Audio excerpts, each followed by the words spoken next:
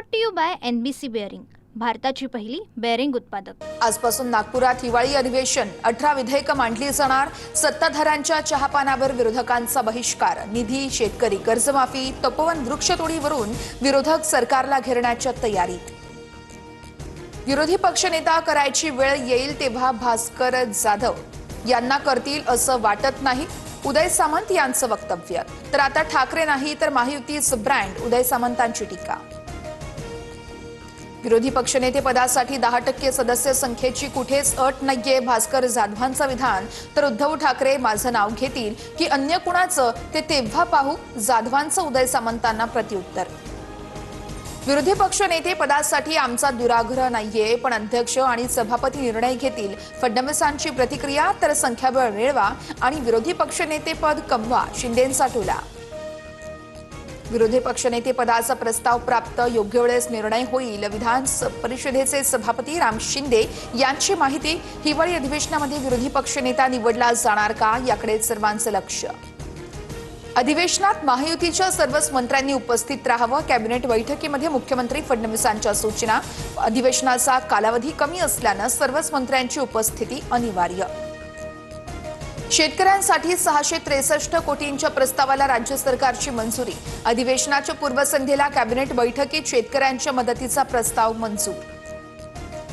अधिवेशनाच्या पहिल्याच दिवशी 4 मोर्चे धडकणार, चोख सुरक्षा व्यवस्था तैनात। आंदोलकांवर लक्ष ठेवण्यासाठी आणि सुरक्षेसाठी जागोजागी सीसीटीव्ही कॅमेरे, ड्रोन कॅमेरा आणि हेल्मेट कॅमेराचाही वापर। नागपुरात गुप्तचर यंत्रणेचा हाय अलर्ट, सूत्रांची माहिती। जैश-ए-मोहम्मदकडून घातपाताचा धोका वाढला, गुप्तचर यंत्रणेचा इशारा। विधान भवन परिसरात मोठा पोलीस बंदोबस्त तैनात। शिंदेंची शिवसेना BMC मध्ये 90 ते 100 जागांसाठी आग्रही, लवकरच प्रस्ताव ठेवणार, सूत्रांची माहिती। तर आज महायुतीच्या प्रमुख नेत्यांची बैठक होण्याची शक्यता। लोकसभेत पंतप्रधान नरेंद्र मोदी दुपारी 12 वाजता वंदे मातरमवर चर्चेची सुरुवात करणार। वंदे मातरमला 150 वर्ष पूर्ण, या पार्श्वभूमीवर चर्चा केली जाणार। पार्थ पवार जमीन व्यवहार प्रकरणामध्ये दिग्विजय पाटीलची 10 तारखेला चौकशी। दिग्विजय पाटील हा मीडिया कंपनीत पार्थ पवारांचा व्यावसायिक भागीदार। धनंजय मुंडेंना अटक न केल्यास वाईट पडसाद उमटतील, मुंडेंनी माझ्या घातपातासाठी 2.5 कोटींची सुपारी दिली, जरांगेंचा गंभीर आरोप। मुंबई भाजपकडून शहरातील सर्व 36 विधानसभा मतदारसंघांमध्ये नागरी मेळाव्याचं आयोजन। वरळी विधानसभा मतदारसंघातून सुरुवात।